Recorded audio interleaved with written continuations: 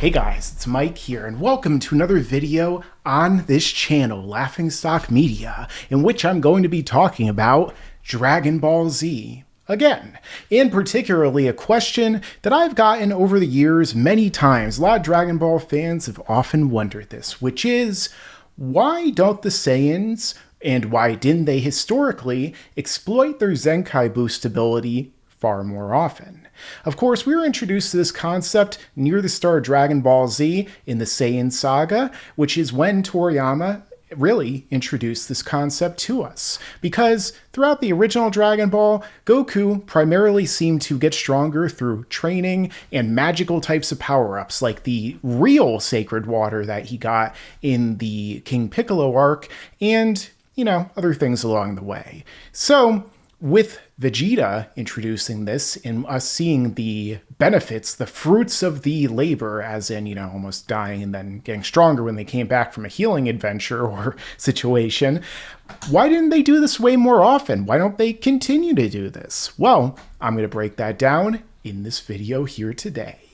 But with that being said, if you guys are new here, subscribe and enable notifications. That way you'll be able to see my videos all throughout the year with your eyes on your feed. If they're not on the home screen, they'll be on the subscriptions feed, and also on my channel. Make sure to check it out, because there is a lot more to come in the future. No, don't turn away from the video yet. It's not over, even though I always say that at the end. So let's start right now with the manga, and I'm going to break that down in depth, as I often do.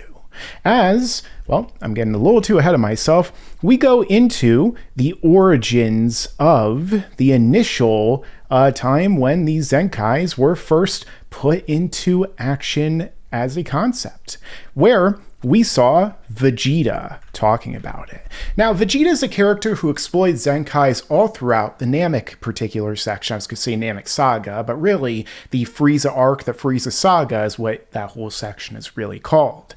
As we first heard from him back then, he told Kui, a character who had a power level of 18,000, which is the same power level Vegeta had on Earth, of course not factoring in the energy output he was able to do with the Gallic Gun, which would have put him over 24,000 based upon Goku matching him with the Kaioken times 3. But nonetheless, what we see here is that he said, hopefully I don't completely X out of this. He said, "Imbecile, I've been in combat situations you couldn't even dream of. The battle on Earth nearly claimed my life. Did you believe I'd remain on par with someone content with hiding behind Frieza?" And of course, they explain his power had jumped from the 18,000 to a 24,000 plus. So he got a Zenkai boost, which, I broke this down a lot more in depth in my video about how Zenkai boosts work that you guys can see in the top right corner.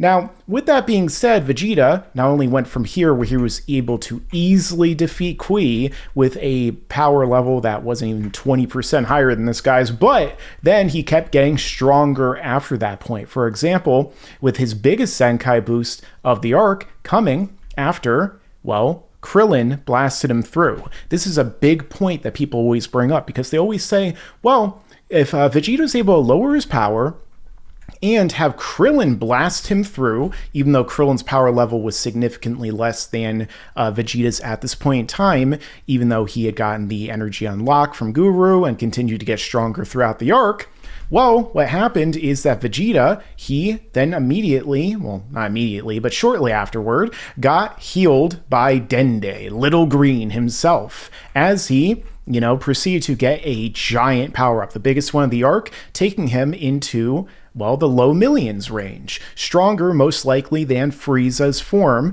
as his second form, his Xenomorph form, the Ridley Scott form, but also, maybe slightly stronger than that. But either way, it still was irrelevant, because even though he was able to help get Gohan out of the way from blasts that people weren't even able to see, because he still went on to fight against Frieza, he couldn't do anything. He couldn't even touch the guy. Eventually, Frieza kicked his blast away into the space beyond Namek, and hopefully didn't hit another planet. Rest in peace, because those guys probably never got a wish back. Regardless, it gave him a giant power-up. And, well, who's another character who got tons of power-ups throughout this part of the series? Well, that would be Goku. Because on his way to Namek, after Goku had healed from his beating that he got at the hands of Vegeta in the prior arc, his crushing that he got from the Ozaru, well, Goku went on to train in gravity on his way to Namek for 10 days, increasing his power by about 10 times, where we saw that, as Toriyama put it in here, that he had continued to push himself to the point of death and increase his power through Zenkai boosts.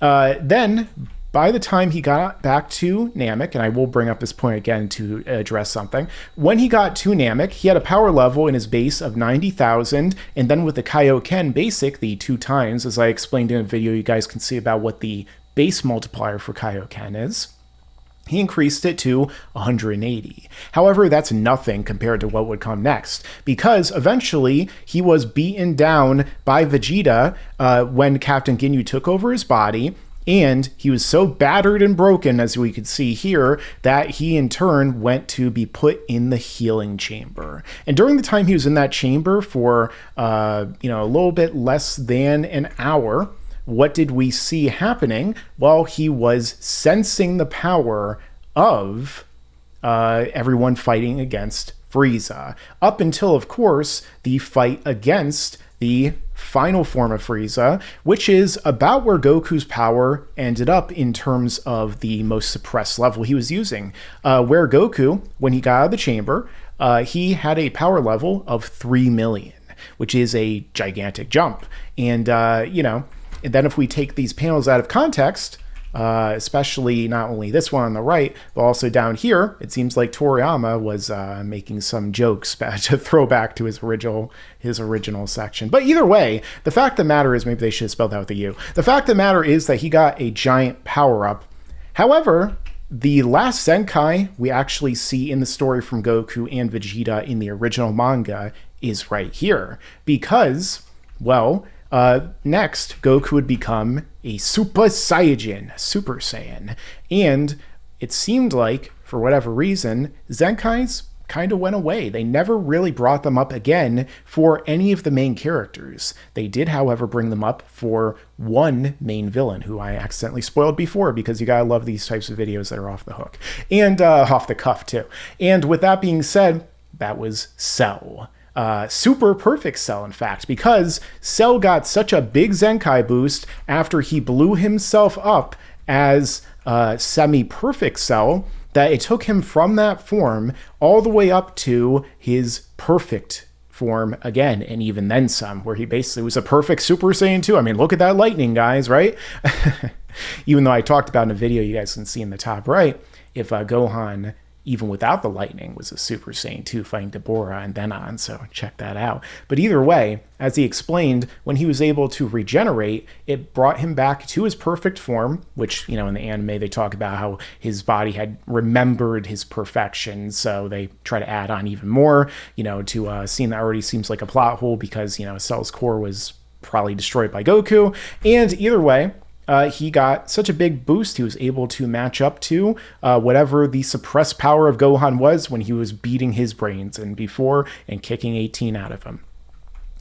So, as a result, this is the last Zenkai boost we ever really even hear about in the manga, and really even the anime, up until Dragon Ball Super, because if we want to include that continuity in there, we do learn in the Goku Black arc, in the manga at least, because we gotta remember Super has different continuities here, that Goku and Vegeta's bodies had no longer had Zenkai boosts because they had basically maxed them out to that point. However, Goku Black, despite being in Goku's body, his power became more and more his and able to utilize it as he got Zenkais in the middle of fighting without even getting healed at all, which doesn't really make sense, but, it is Dragon Ball Super's writing, and, at least in the anime, or at least in the manga, they do have him get healed.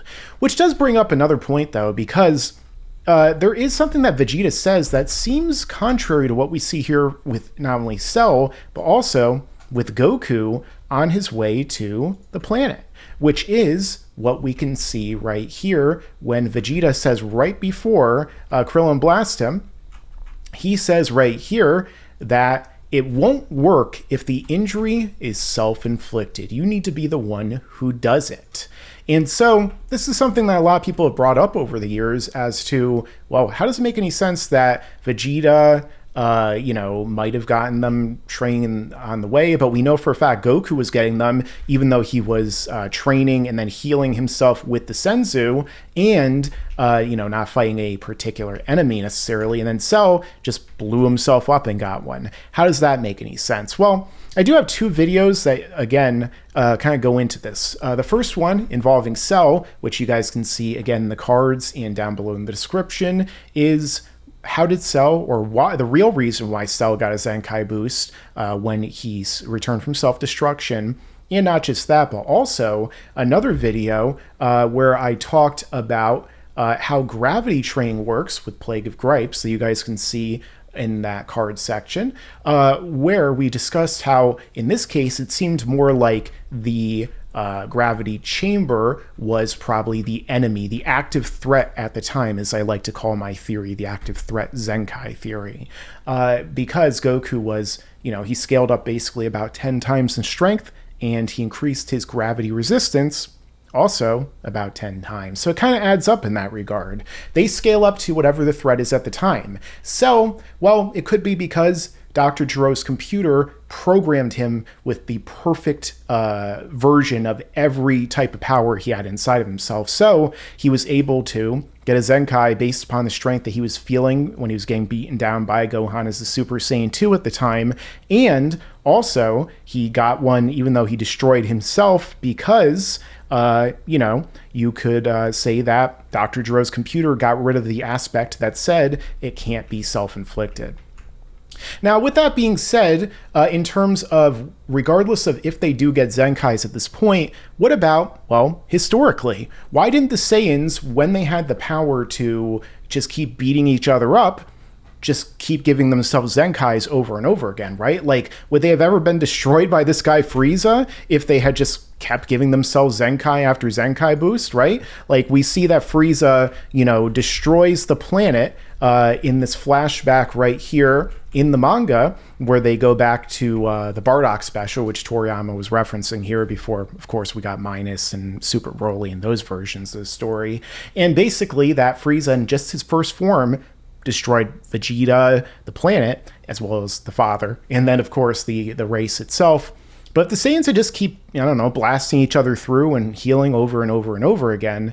Well, wouldn't they have, been so much more powerful than Frieza at that point, especially like the high elites, that they would have been able to easily defeat him, just like we see the other Saiyans in the story doing. Like Goku, of course, is a low-class warrior that Vegeta's always bringing up. So again, it's kind of the question of, well, if this low-class warrior got so strong through some Zenkais and stuff and training on his own, why couldn't everyone else on the planet do that and become vastly more powerful than they ever were before? You would think that would make sense. However, unfortunately, for that idea, I think a lot of it comes down to, well, are you really going to trust other people to blast you and not kill you? Like, the thing is, a Zenkai has to be near death. It isn't just what they've often said in the story or shown as it's developed throughout the ages, in which a Zenkai boost is something, it's not a near death boost, but just an after battle fight boost, basically, to level up and skill your opponent.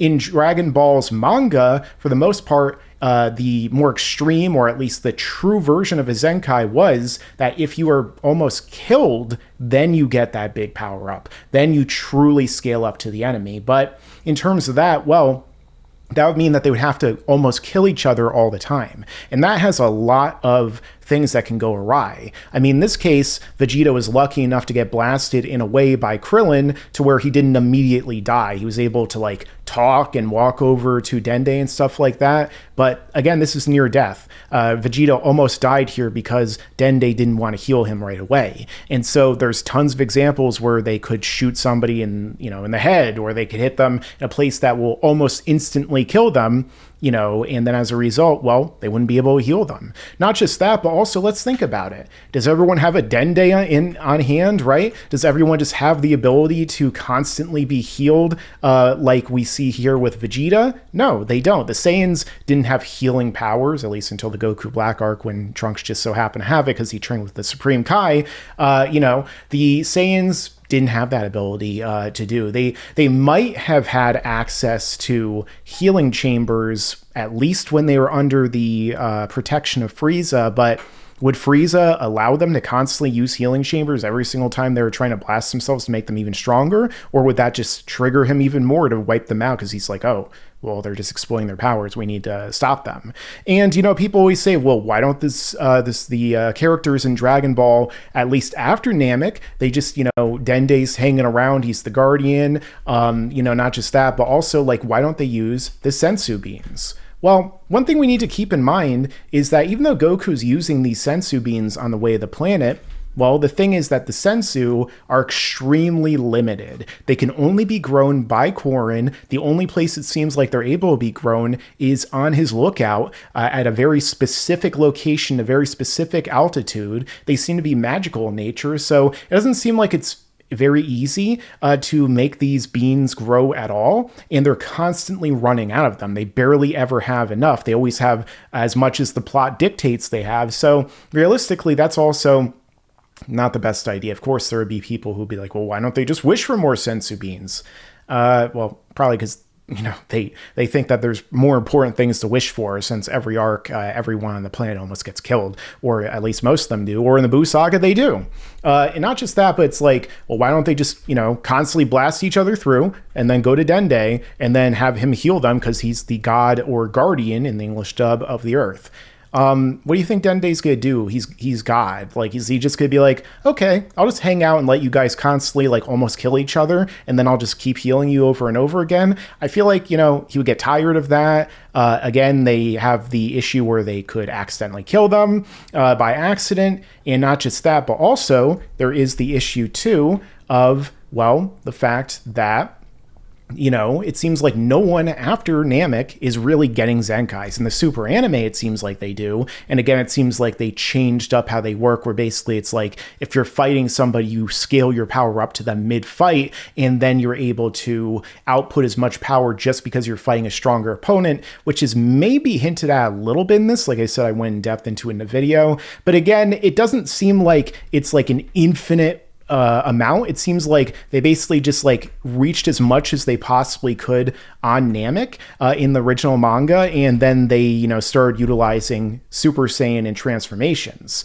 The Super Saiyan form might even be the Saiyan's body like reacting in a different way, to where it's like, okay, we've Zenkai'd enough to the point to where like now your body has reached the maximum you can Zenkai. Well, let's just give you a form on top of that so that you can evolve in a new way to bring it out. Like the Super Saiyan form is like the purest extension of Zenkai, which is basically evolution. And, basically like Nietzsche's kind of thing that what doesn't kill you makes you stronger. That idea, that Spartan idea, essentially personified in a being of the Saiyans, and also in their particular transformation, their legendary form, so to speak. They do become the Supermensch, right? The Ubermensch, the Superman, or the Super Saiyan, the Super Saiyajin.